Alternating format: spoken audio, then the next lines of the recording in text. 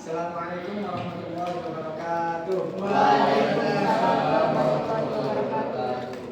Alhamdulillah, syukurillah, la haula wala quwwata illa billah. Asyhadu an la ilaha illallah wahdahu la syarika lah wa asyhadu anna Muhammadan abduhu wa rasuluh. Panggil bilang hadir. Aji Mustafa Noviandi. Yang kene hadir. Lydia Marsha. Melinda Putri. Muhammad Taufikur Rahman.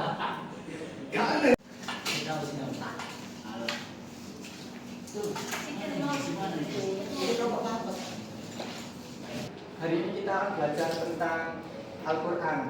Nanti kita mengeksplor ayat dalam Al-Quran.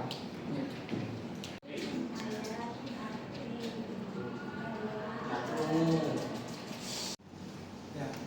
Ayatnya, isi kandungannya, dan yang terakhir korelasi dalam kehidupan. Itu 3 itu.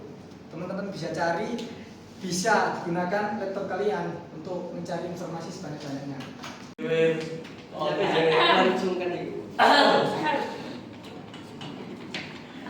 Main dah harusnya nak kene. Apa sih? Kan spidol, mau jadi spidol.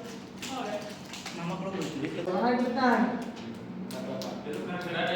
Nggak usah banyak-banyak, yang penting mengikuti 3 tadi. Ayat beserta artinya, yang isi kandungan dan korelasi dengan kehidupan. Bagaimana Al-Quran itu berperan dalam kehidupan sehari-hari. Assalamualaikum warahmatullahi wabarakatuh. Waalaikumsalam warahmatullahi wabarakatuh. Di sini kita akan mempresentasikan tentang Al-Quran petunjuknya. Dengan kehidupan sehari-hari adalah menjadikan Al-Quran sebagai pedoman hidup, meningkatkan intensitas ibadah di bulan Ramadan. Sing ini.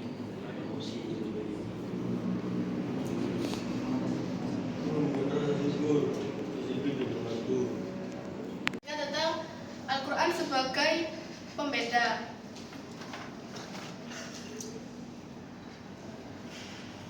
Dalam surat Al-Furqan ayat 1 yang berbunyi Tabarakal ladzi nazzalal furqana ala abdihi wa syifaa'un lima fis suduri wa huda wa rahmatan lil mu'minin.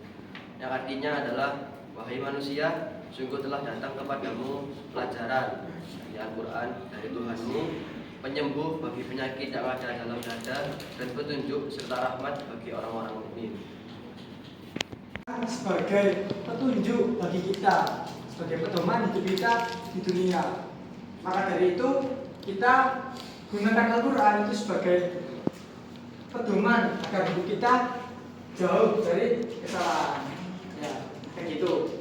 Nah, kemudian ada beberapa contoh, dan itu tentunya sudah sangat valid ya dalam kehidupan kita.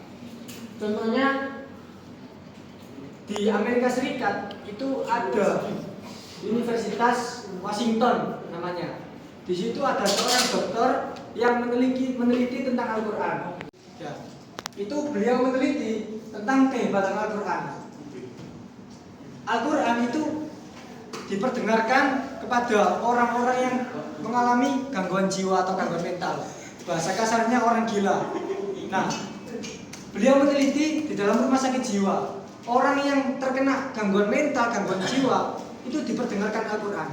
Dan yang terjadi apa? Ketika orang itu yang aslinya berontak menjadi gak berontak. Karena apa? Karena didengarkan ayat Al-Quran. Nah, itulah kehebatan Al-Quran. Jadi Al-Quran itu sebagai obat. Ya, Allah turunkan Al-Quran sebagai obat untuk kita.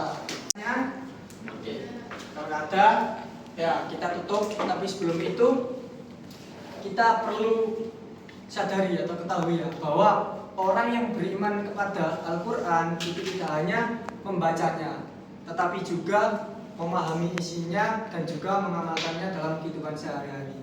Ya, jadi Allah sudah menjelaskan bahwa Al-Quran itu turun kepada kalian sebagai huda lil muttaqin, petunjuk bagi orang yang bertakwa.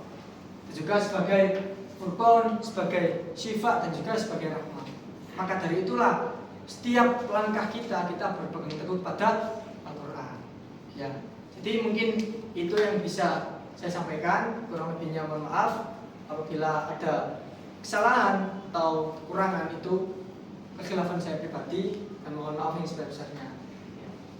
Kita tutup dengan doa kafaratul majelis.